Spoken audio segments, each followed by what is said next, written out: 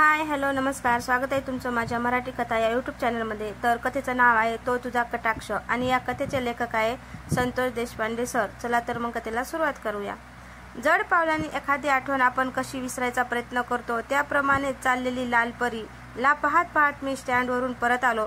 परत आल्यानंतर माझा एक मित्र पवार म्हणायचा, त्याच्याकडे होंडा सिटी डॉन ही गाडी होती। या गाडीमध्ये 1 लिटर पेट्रोल टाकून पुन्हा एकदा नदीच्या दिशेने निघालो। नदीच्या पुलापर्यंत गेलो असेल तर मला आठवलं की आपण तिला सोडून साधारण 1 तासही झालेला नाही। का करत आहो हे आपण? आपल्याला एक क्षणही विरह सहन होत नाही अशी परिस्थिती आहे हे मला जाणवत होतं। त्या गोड आठवणींना सांभाळून मी कसा ग, त्या गोड आठवणींना सांभाळून मी कसा ग, ज्यातून मिळाला केवळ विरह, ज्यातून मिळाला केवळ दुःख। त्या गोड आठवणींना सांभाळून कसा ग, त्या गोड आठवणींना सांभाळून कसा ग। प्रत्येक गोष्ट मी साठवून ठेवली, प्रत्येक गोष्टीची आठवण ठेवली। एक एक क्षण हा जुलमी होता, त्यामध्ये केवळ तुझा चेहरा दिसत होता। तो विरह मज सहन होत नाही, तुझा चेहरा दिसल्या केलीच निद्रा मज येत नाही। रात्र कधी होते याची मी वाट पाहत होतो। मित्रांची गाडी घेऊन रात्रीच्या वेळी मी नदीपलीकडे निघालो। एकच ध्यास होता मनात, तिचा चेहरा पाहण्याचा। आज पुन्हा गोष्ट मला आठवत होती। मी तिला सांगितलं होते की खिडकीमध्ये मी तुला पाहण्यासाठी येणार आहे। तीही आतुरली होती मला भेटण्यासाठी, हे मला 100% माहीत होते। रात्रीचा तो गारवा, तिला भेटण्याची ओढ, अतिशय वेगात गाडी चालली होती। तिच्या घराजवळील रस्त्याच्या बाजूला गाडी थांबवली। साईड इंडिकेटर एक गाणं होतं, ते गाणं म्हणजे दो लफ्जों की है दिल की कहानी। 2 वेळा गाणे ऐकल्यानंतर ती खिडकीच्या बाहेर आली। तिचा तो एक कटाक्ष मला जगण्याची नवी उमेद देत होता। प्रेमाने तिला वर केलेला हात तो पाहता क्षणी जणू काही मला झोपण्याची परवानगी तिने दिलेली आहे असे समजून मी तिथून निघालो। जाण्याची इच्छा नव्हती, पण कोणीतरी जागे होईल व तिने सांगितल्याप्रमाणे या गोष्टी कोणालाही कळू द्यायचे नव्हते, म्हणून मी वेगात परत निघालो। माझा असा नित्यक्रम चालू झाला होता। रात्री केव्हाही मी निघायचो व तिला पाहण्यासाठी रात्री प्रवास करायचो। प्रेमात कसे माणूस बेभान होऊन जातो आणि आपण काय करत आहो, कशा मागे धावत आहो याचं कधीही त्याला भान राहत नाही।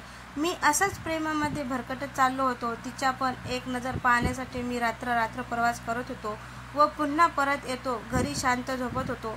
पौर्णिमे दिवशी दर्शनासाठी ती देवीच्या मंदिरात येणार होती असं मला समजले आणि 8 ते 10 दिवसांनी कॉलेज पण चालू होणार होते, त्यामुळे ती मला आता रोज गाठ पडणार या आनंदात मी होतो।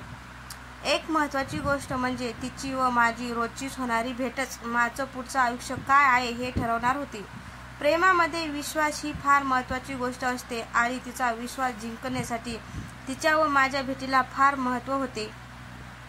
पौर्णिमे दिवशी सकाळी लवकर उठलो। देवीच्या मंदिराच्या बाहेरच्या बाजूला मी तिची वाट पाहत होतो। ती तिच्या घरच्या समवेत देवीच्या मंदिराकडे आणि मलाही माहीत होतं की ती मंदिरातील पूजेनंतर आमच्या घरी 100% येणार हे पण मला माहीत होते, पण तोपर्यंत धीर धरायला वेळ नव्हता, म्हणून मी मंदिरात दर्शनाच्या निमित्ताने जाऊन बसलो। विस्कटलेल्या फुलांवरती पडले तुझे पहिले पाऊल, आज मला देत होते नव आयुष्याची चाहूल। तो तुझा कटाक्ष किती जुलमी मज भासत आहे, मंदिराच्या ओऱ्यामधून मला पाहणारी नजर मला रोखत आहे। मंद सुवास केवड्याच्या पानाचा, धूप उद अन चंदनाचा, काय ऐब होता तो तुझा, तो शृंगार होता पुनवेचा, तो शृंगार होता पुनवेचा। मंदिरातील ती शांतता, तो घंटेचा नाद, त्यात तुझे हळूहळू गाभाऱ्यात येणे मला वेळ लावणारे होते। माझे संपूर्ण लक्ष तुझ्याकडेच होते। तू ज्या वेळेस माझ्याकडे चोरून पाहत होतीस त्या वेळेस आपण काहीतरी वेगळेच करत आहोत याची मला जाणीव होत होती। घरातील प्रत्येक गोष्ट ही आपण कशी नीटनेटकी ठेवतो त्याप्रमाणे तुझा तो साज शृंगार नीटनेटकाच होता। देवीच्या पूजेनंतर मी हळूच तिथून निघून गेले। मला हे माहीत होते की आज आमच्या घरी येणार आहे, म्हणून मी खास आम्रखंड घेऊन घरामध्ये गेलो। मला माहीत होते तिला आवडत आहे म्हणूनच मी ते मुद्दा म्हणूनच घेतले होते। मला जणू काही माहीतच नाही याचा आव आणत मी वागत होतो। तिची आई, तिची काकू आमच्या घरामध्ये ओसरीवर बसल्या। मी तिला व्यवस्थित पद्धतीने अगदी हळूच तिला इशारा केला। माझ्या खोलीमध्ये प्रसाद देण्याच्या बहाण्याने तिने माझ्याकडे आली।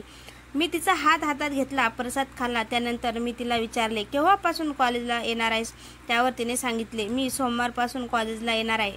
मी म्हटले, अजून 4 दिवस? मी 4 दिवसांनी येणार आहे रे, आणि मी यावेळेस येणे जाणे करणार नाही। माझे 12वीचे वर्ष असल्यामुळे मी तुमच्याच घरी राहणार आहे। मला इंग्रजी विषयाची ट्युशन लावायची आहे। त्या ट्युशनची वेळ ही सकाळी 6 ते 7 असते असे मला समजले आहे. मी इथेच राहणार आहे हे सांगण्यासाठीच माझी आई व काकू तुमच्या आईबाबांची बोलायला या ठिकाणी आलो आहोत. दुधात जशी साखर पडावी तशी ही बातमी होती. तू केवळ माझ्या समवेत राहणार होती. काय करावे कसे करावे हे काही सुचत नव्हते. प्रत्येक वेळेस नवीन नवीन मला सुचत होते. ज्या वेळेस जे व्हायचे त्यावेळेस ते घडते. म्हणतात ना, आपण जे देवाला मागतो ते तसेच घडत असतं. कदाचित तिची प्रार्थना फळाला आली होती आणि माझ्या मनातही काही दुसरी प्रार्थना नव्हती. इतक्यात एक अडसर निर्माण झाला. तिचा लहान भाऊ पण आमच्यासोबत राहायला येणार आहे असं तिने सांगितले. पण तो एवढा समजदार नव्हता की जेणेकरून मला काही अडथळा निर्माण करेल. त्यालाही शिक्षणासाठी म्हणून आमच्या येथे पाठवण्यात येणार होते. मी हे माझ्या ग्रॅज्युएशन नंतर MA वर्षाला बाहेरून ॲडमिशन टाकणार होतो व MSc IT कॅम्प्युटर कोर्स करणार होतो. आमचं काही सगळं ठरलेलं होतं. काही असंच घडत होतं. मी लगेच माझी रूम व्यवस्थित करून घेतली. आमच्या घरातील शेवटची जी रूम होती त्या रूममध्ये तिला व तिच्या भावाला राहण्याची व्यवस्था करण्यात येणार होती. विविध पद्धतीच्या नवीन कलाकृती असलेल्या पोस्टरने मी तिची खोली गच्च भरून सजवली. तिच्या येण्याने जणू काही मला आमचे लग्न झाले आहे व ती नांदायला येत आहे असा भाव निर्माण झाला होता. काय छंद वेगळा लावशी रे तू मना, तव एक एक विचारानं मी होतो रे बावरा. काय करावे कसे करावे हे तुला तर समजतच नाही. ते येणार या भावनेने मला काही सुचतच नाही. आज या वेळी तू जवळी हवी होती हीच आस या मनाला लागून राहिली होती. आता तू येणार हे एक स्वप्न पूर्ण होणार होतं. काय करायचं कसं करायचं हे सर्व ठरवलं होतं आणि ती त्या दिवशी आली. अतिशय सुंदर सजवलेली तिची खोली पाहून ती भारावून गेली. सर्व साहित्य ठेवून ती वर गच्चीवरती आली. तिने मागून अर्जुन माझ्या डोळ्याला पकडले. मला माहीत होते की ती मला काहीतरी सरप्राईज देणार आहे. मी मुद्दाम म्हणून कोण म्हणून विचारत होतो. त्या सर्व गोष्टी सुरू असताना तिने हळूच मला डोळे उघडण्यास सांगितले आणि सुंदर असे ब्रासलेट मला गिफ्ट म्हणून दिले. तिच्या या अचानक मिळालेल्या भेटवस्तूंनी अचंबित झालो मी. मग मी पण ठरवले की हिला काही ना काहीतरी आपल्यातर्फे गिफ्ट द्यायचे व मी किचनच्या दुकानात गेलो. किचनच्या दुकानामध्ये एक विशेष अशी गोष्ट होती. ही छोट्या बाटलीमध्ये एका तांदळाच्या कणावर एका विलायचीवर नाव कोरून बाटलीमध्ये छोट्याशा टाकून मिळत होतं. मी तिचं नाव सांगून ती बाटली विकत घेतली. मला माहीत होतं हेही माझं गिफ्ट तिला नक्कीच आवडणार. तुला संध्याकाळी कॉलेजमधून आल्यानंतर मी ते गिफ्ट प्रेझेंट केले. ती अतिशय खुश झाली होती. कोरले हे नाव तुझे त्या अक्षतेवरती. भेटवस्तू ही माझी आठवण निरंतर करून देईल तुझी ही भेट काही साधारण नव्हती. सतत माझ्या नजरेसमोर मी तुला दाखवत होती. भाव केवळ प्रेमाचा, स्वार्थ कसला नव्हता. प्रेमाचा गुलमोहर आमचा मस्त भरला होता. कॉलेजला सोडण्यासाठी मी तिला माझ्या गाडीवरून घेऊन गेलो. माझी कसली, माझ्या पवार नावाच्या मित्राची. तिचे 2 भाऊ कॉलेजला ॲडमिशन करण्यासाठी आलेले होते. एक चुलत भाऊ होता जे पॉलिटिकली फार स्ट्रॉंग होते. त्यांनी मला आणि तिला एकत्र गाडीवरती पाहिले. त्यातील एकाने तिला व मला आम्हा दोघांना बोलवून घेतले. ते मला लहानपणापासून ओळखत होते त्यामुळे ते जास्त काही बोलले नाही. मला काहीतरी चुकल्यासारखं वाटलं. आपल्याला कोणीतरी अटकाव करणाऱ्या व्यक्ती आलेल्या व आहेत. मी थोडासा मनातून घाबरलेलाच होतो पण ती मात्र अजिबात घाबरलेली नव्हती. तिने स्पष्ट सांगितले मला उशीर झाल्यामुळे त्याने मला मित्राची गाडी घेऊन सोडण्यासाठी आलेला आहे. माझा तास मिस झाला असता म्हणून मीच त्याला विनंती केली की मला गाडीवरती सोड. त्यावर ते म्हणाले आम्ही तुला काहीच विचारलं नाही. एवढे विचारतो कशी आहेस तू? बरी आहेस ना? सकाळी लवकर उठून जातेस ना? त्यानंतर त्यांनी एकदम छोट्या भावाविषयी विचारणा केली. तो कसा असतो? तो कसा राहतो? त्याला आमची आठवण येत तर नाही ना? हे सर्व प्रश्न ते विचारतच होते. त्यांच्याबरोबर एक 10-20 मित्रांचा टोळग होतं. ते आमच्याकडे रोखून पाहत होतं पण ते सर्वजण मला चांगल्या पद्धतीने ओळखत होते. त्यानंतर त्या दोघांनी मला माझ्या शिक्षणाविषयी विचारले. तेव्हा मी सांगितलं मी आत्ताच पदवी पूर्ण केली आहे. आता मी पोस्ट ग्रॅज्युएशनसाठी एक्सटर्नल ॲडमिशन घेत आहे. बाबांच्या ओळखीने एका मोठ्या कंपनीमध्ये काम करणार आहे वा छान, म्हणजे तू लवकरच सेटल होतोय तर, असे त्यांचे उत्तर ऐकून मला जरा आपुलकी वाटली. त्यानंतर मी मित्राकडे गेलो होतो. त्याला म्हणालो की आपल्याकडे लक्ष देणारे बरेच जण झाले आहे, जे सगळे त्यांच्या समवेत होते. अशाच एका संध्याकाळी मी तिला तळ्यावरती घेऊन गेलो. तळ्याच्या कडेला उगवलेली काही कमळे पाहून मी तिला सांगत होतो. तिच्याशी त्या कमलाच्या सौंदर्याविषयी बोलत होतो. त्याच दरम्यान तिच्या चुलत भावाचा मित्र त्याच्या प्रेयसीला घेऊन आलेला होता. त्यांनी आम्हा दोघांना त्या ठिकाणी बसलेले पाहिलं. शक्यतो त्या ठिकाणी जास्त करून प्रेमीयुगुल घेत असतं. त्याला जरा आम्हाला पाहून विचित्रच वाटले, पण त्यांच्याच नादात होता. मलाही नक्की माहीत होतं की ही आपली चुगली करणार आणि त्यातून काहीतरी वेगळं घडणार. मी थोडासा टेन्शनमध्ये होतो, पण ती मात्र अजिबात घाबरलेली नव्हती. ती म्हणत होती, तू निवांत बसून राहा, आज काहीतरी घडणार. या विचाराने आम्ही दोघेजण खूपच टेन्शनमध्ये होतो. तो तिच्या चुलत भावाला जाऊन काहीतरी सांगणार आणि काहीतरी मोठा लोचा होणार, या भीतीने आम्ही दोघे घाबरून गेलो होतो. 2 दिवसानंतर या घडलेल्या घटनेचे प्रतिसाद उमटायला सुरुवात झाली. तिच्या चुलत भावाला बहुतेक या गोष्टीबद्दल सर्व माहिती झालेली होती. त्याने मला व तिला दोघांना कॉलेजच्या कॅन्टीनमध्ये बोलावून घेतलं व त्या दिवशी असणाऱ्या त्याच्या मित्राला आमच्या समोर घेऊन आला. आम्ही जरा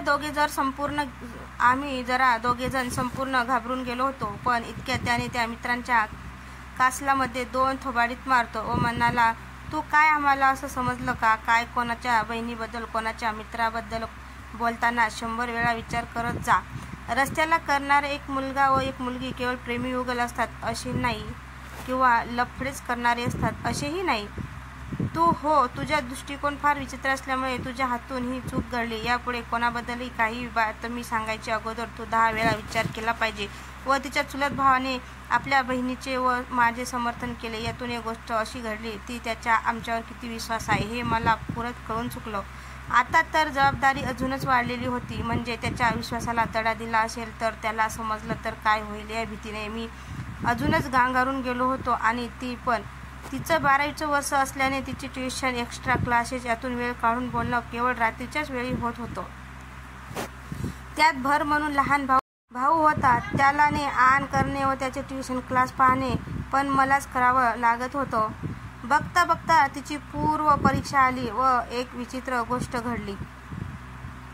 तिच्या काकांचा अपघात झाला व ते कोमात गेले. सर्व कुटुंब हे जणू दुःखसागरात बुडाले. त्यात माझे वडील आम्हाला घेऊन त्याला भेटायला गेले होते. त्यांना सावरणे, त्यातून धीर देणे हे सर्व कार्य माझे बाबा करीत होते.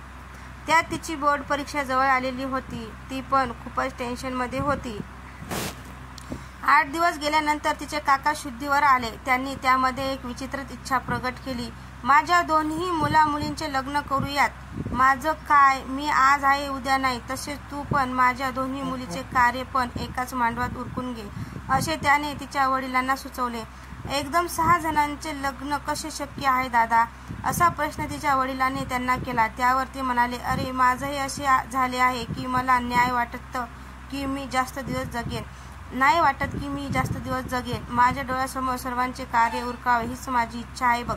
आता काय करणार? काकांच्या इच्छेनुसार स्थळ बघणं सुरू झालं. मी काही ना काही करून आपल्या मनात आलेला विचार घरी बोलून दाखवायचा असे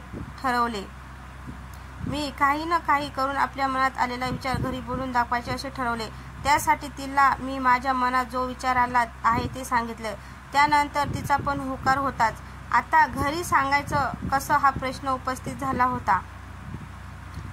आई हा एकमेव मार्ग होता माझ्यासाठी. मग काय, आईची मर्जीतली सगळी कामे पूर्ण करण्यासाठी सर्व प्रकारच्या गोष्टी सुरू केल्या. आईने विचारले की आज काय एवढा आज्ञाधारक झालायस? काहीतरी काम आहे वाटतं. मी माझ्या मनात जो विचार होता तो नकळत मी तिच्या समोर मांडला. आई अवाकच झाली. तिने मला लगेच विचारले, हे कधीपासून सुरू आहे? आम्ही तरी विचार करत होतो की तुझ्या व तिच्या लग्नाचा बार उडून द्यावा. आम्ही आमच्या मनात तिला कधीच आपली सून मानली आहे. फक्त तुमच्या दोघांना जसं एकमेकांना समजून घ्यायला येईल याची काळजी घेत होतो. बरं वाटलं तू आज बोललास मला ते. मी एकदम चक्रावून गेलो. आपण ज्या गोष्टी लपून छपून करत होतो ते यांनी अगोदरच ओळखले होते. बस आता एक गोष्ट, ती आणि तिचा तो कटाक्ष आयुष्यभराची माझ्याशी सोबत होणार होता. याच कल्पनेने मी आपल्या तिची वाट पाहत गच्चीवर बसलेलो होतो.